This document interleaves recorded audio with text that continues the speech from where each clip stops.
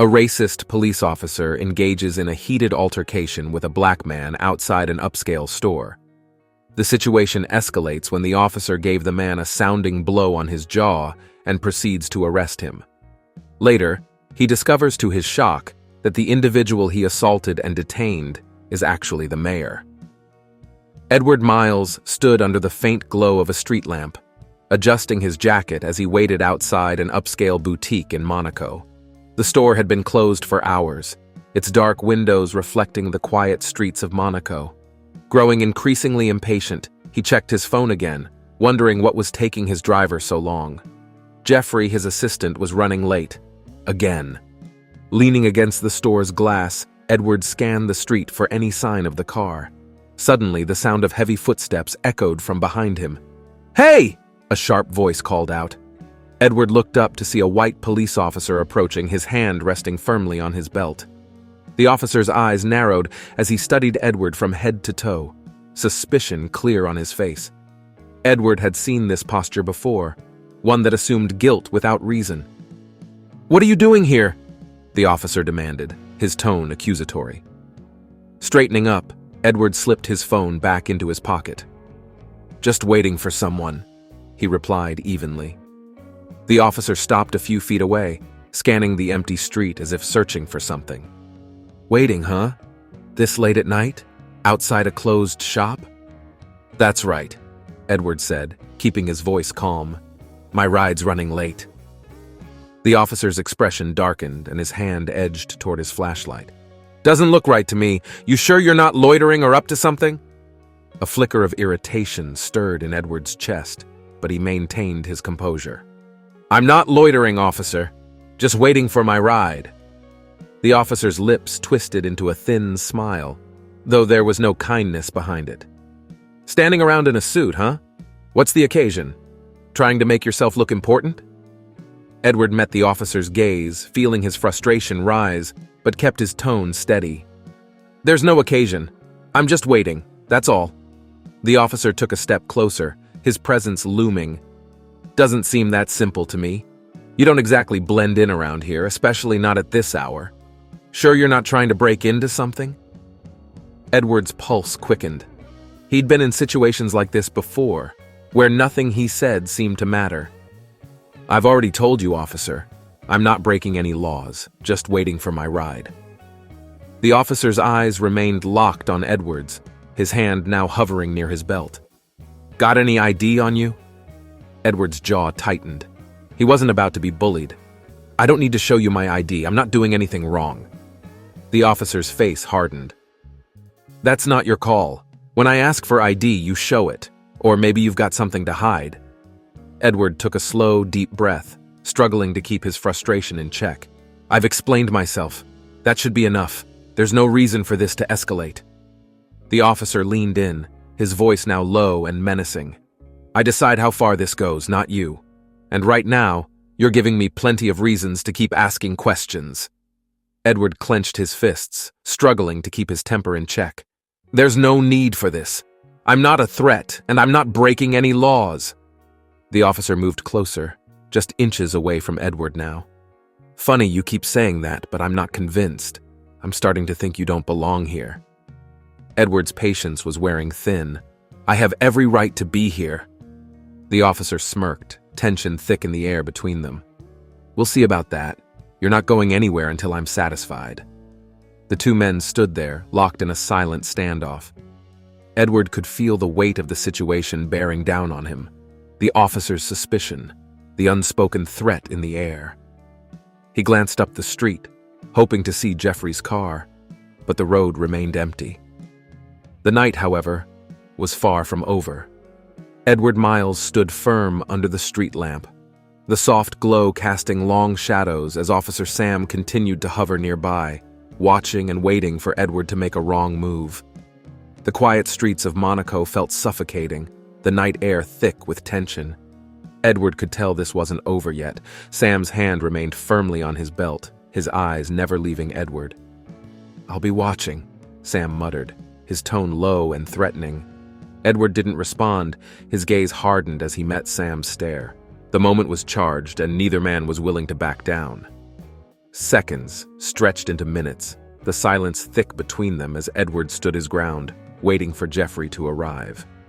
But Jeffrey was nowhere in sight, and Edward felt the weight of the confrontation pressing down on him. "I've already explained," Edward said, his voice controlled, though frustration was beginning to seep in. "I'm just waiting for my driver. There's no reason for this." Sam stepped closer, his hand never leaving his belt where his cuffs and flashlight rested. "I don't care what you've said," he replied coldly. "Something about you just doesn't sit right with me." Edward clenched his fists but kept them at his sides, his voice steady. "What doesn't sit right?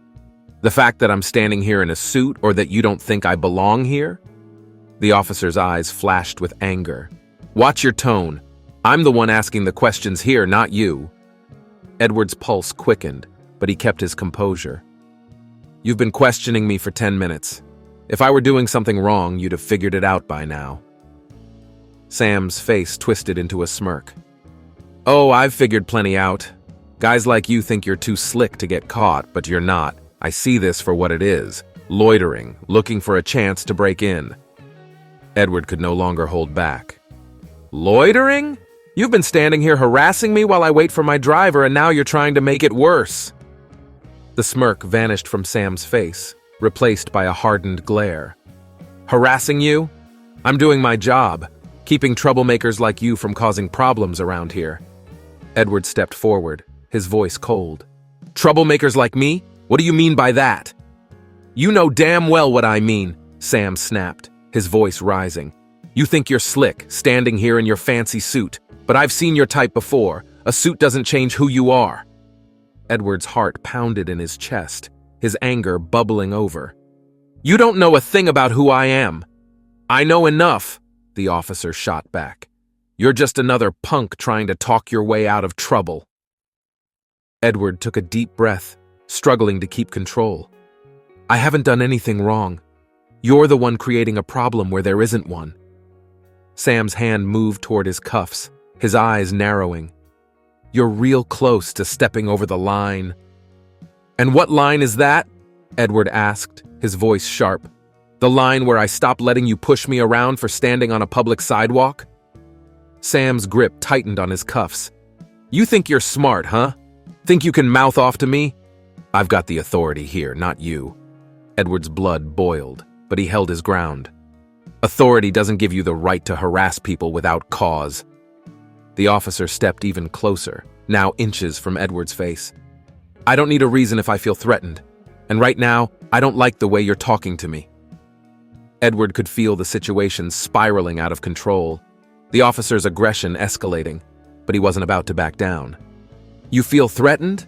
Edward asked incredulously. "I'm standing here unarmed, waiting for a ride, and you're the one threatening to arrest me. That's not how this works." Sam's jaw clenched as his hand hovered over the cuffs. "I'll decide how this works. You're done talking." Edward squared his shoulders, his voice resolute. "I'm not done until you stop treating me like a criminal." The officer's eyes blazed with fury, and without another word, he lunged for the cuffs. "That's it. You're under arrest." Edward's heart pounded as Sam reached for him, the cold steel of the cuffs gleaming in the dim light. The weight of the moment hit him hard. He couldn't let this happen, not like this. Instinctively, Edward took a step back, raising his hands. "You can't do this!" he snapped, anger and fear mingling in his voice. "I haven't done anything wrong!" Sam's eyes flared as his hand gripped Edward's arm tightly. "You just crossed the line. Don't resist." Edward jerked his arm away, his pulse pounding in his ears. "I'm not resisting, but you're not arresting me for no reason." Frustration flashed across the officer's face as he reached out again, this time with more force, yanking Edward by the wrist. "You think you're above the law? Think again!" Edward tried to pull free, his movements quick but controlled. "Get off me!" Sam's patience snapped. "You want to resist? Fine!" His voice dripped with venom as he shoved Edward hard against the boutique window, the glass rattling from the impact. Edward's shoulder slammed into the cold surface, pain radiating through his body. "I said get off!" He struggled, his body tense, adrenaline surging through his veins. The officer leaned in, pressing Edward harder against the window. "I told you to stop resisting." Sam growled, his breath hot against Edward's neck. Edward's breath came in short bursts as he tried to push the officer away, his mind racing. "I'm not resisting! You're pushing this too far!" Sam's grip tightened on Edward's arm. "I'm done playing with you!" Without warning, the officer swung his fist, landing a hard blow to Edward's jaw. The brutal impact sent him reeling, his head snapping to the side as pain exploded across his face. He stumbled against the window, his vision blurring. Edward gasped, his hand instinctively moving to his jaw, the sting of the punch radiating through his skull. He struggled to steady himself, the shock of the moment still sinking in. "You just had to push it, didn't you?" Sam muttered, his voice cold and unforgiving. As Edward struggled to regain his balance, pain throbbing from his jaw, the distant hum of an engine caught his attention. The sleek black sedan belonging to Jeffrey, his assistant, pulled up to the curb, its headlights cutting through the tense scene. Relief surged through Edward, but the moment was far from over.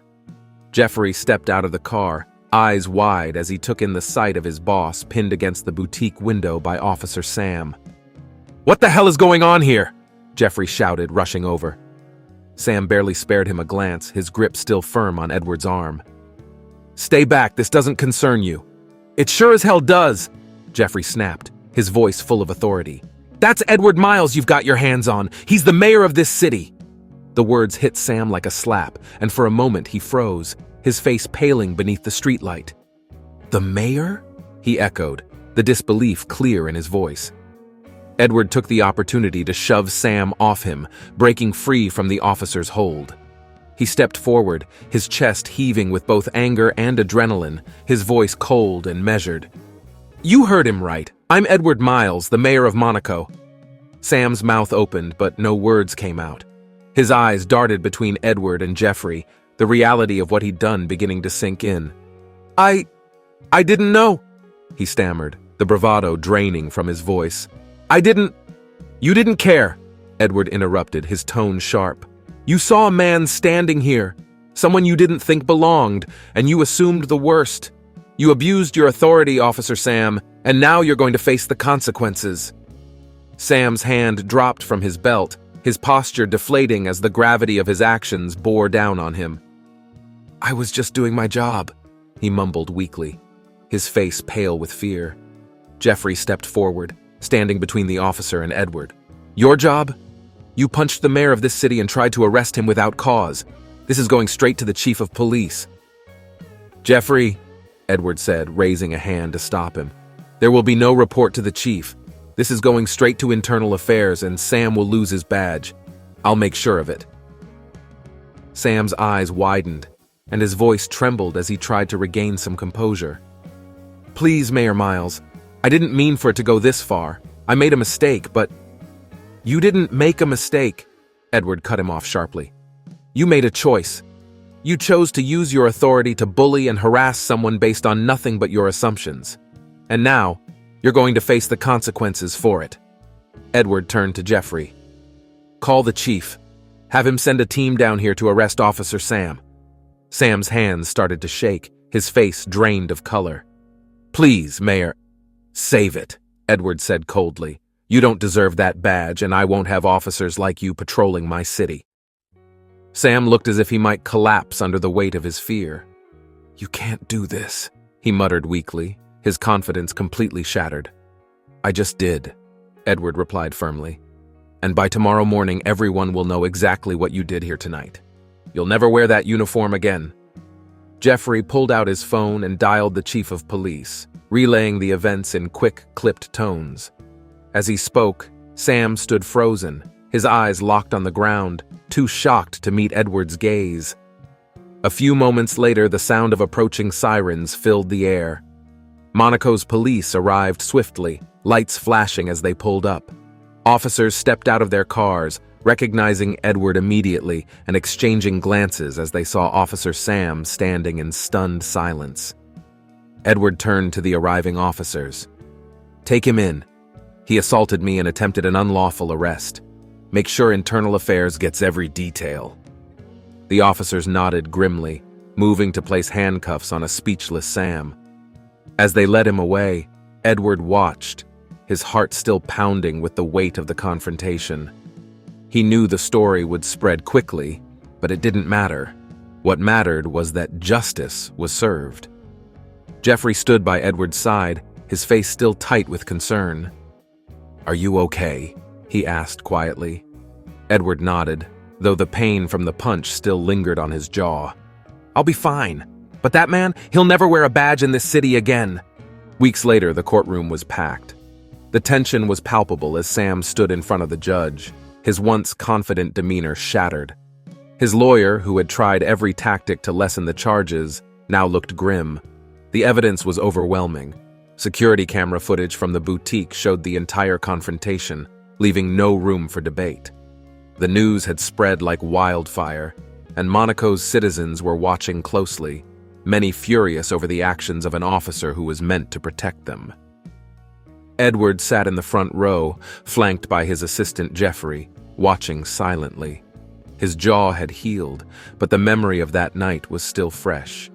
He had made sure the case received the attention it deserved. Monaco would not tolerate such abuse of power.